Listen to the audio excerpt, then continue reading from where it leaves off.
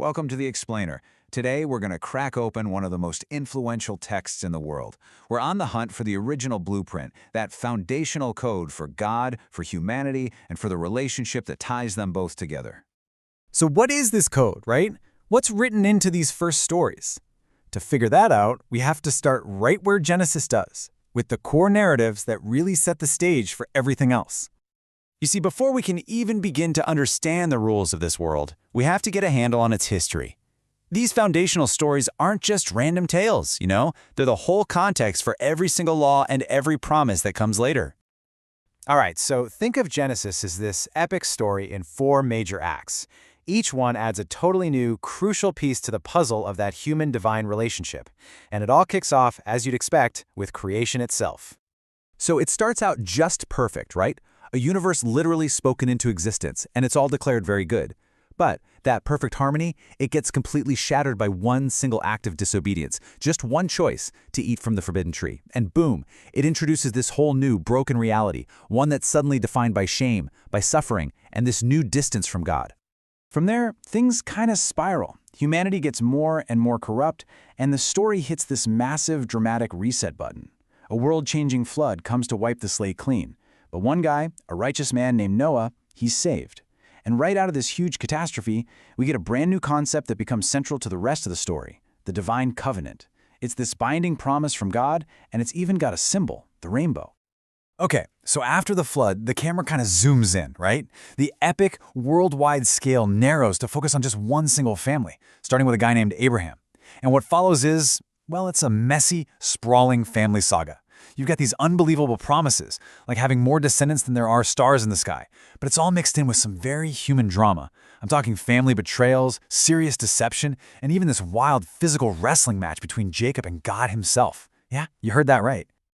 And that brings us to the final act, which really cranks the family drama up to 11, with this incredible story of betrayal and redemption. You've got Joseph, the favorite son, who gets sold into slavery by his own jealous brothers. But and this is the amazing part.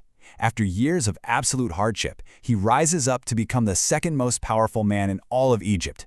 And that puts him in the perfect spot to save the very family that tried to get rid of him. Just incredible. Okay, so let's pause for a second. With all those stories in our heads, what kind of picture does the text actually paint of God? Who is this divine character? Let's dig into the personality traits that pop up again and again in these narratives. When you piece all those stories together, what you get is a really complex divine character. I mean, he's the sole creator, just speaking reality into being. He's clearly all-powerful. He can create and destroy, like with the flood. But then he's also merciful, right? He provides for Adam and Eve and saves Noah. He's just, punishing wrongdoing. But he's also incredibly faithful to the promises he makes to Abraham generation after generation.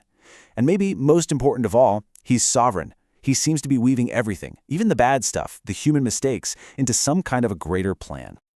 And this one line from Joseph, speaking to the very brothers who betrayed him, it just perfectly captures that whole idea of sovereignty. He looks back at all the terrible things that happened to him, and he doesn't see randomness, he sees a divine purpose. He literally says, "Ye thought evil against me, but God meant it unto good." Wow. In that one sentence, the absolute worst of human evil gets completely reframed as just another tool for God's salvation plan. All right, so if that's the God of the story, this powerful, sovereign being, then what about us? How are people supposed to live? Because these stories don't just define God, they lay out a pretty clear blueprint for humanity's side of the deal too. So at the very core of this relationship between humans and God, you've really got 2 main pillars. The first test, way back with Adam and Eve, was super straightforward: obedience. Just follow a direct command.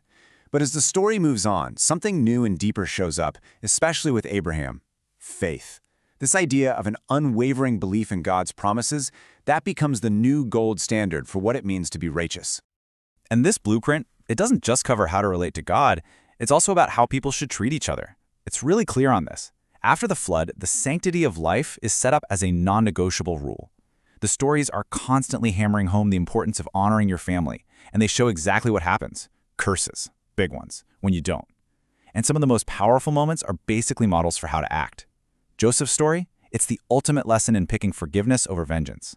And that harsh curse on Simeon and Levi, that's a huge warning sign about the dangers of uncontrolled cruelty. And what's really fascinating here is that the rules aren't set in stone. They can actually change as the story progresses. For example, in the perfect Garden of Eden, the diet is strictly vegetarian. But after the flood kind of resets the world, the rules get an update. Now, humanity is allowed to eat meat. But there's a huge new condition, a really critical one. You can't consume the blood, because the text says the blood is the life of the animal. Okay, so we've looked at the stories, we've looked at the character of God, and we've looked at the rules for life. So what does it all add up to? What's the great takeaway here?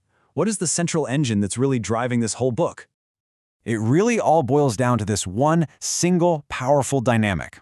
On one side, you have this sovereign, promise-keeping God who creates a world with a very clear set of rules, a blueprint. And on the other side, you have humanity.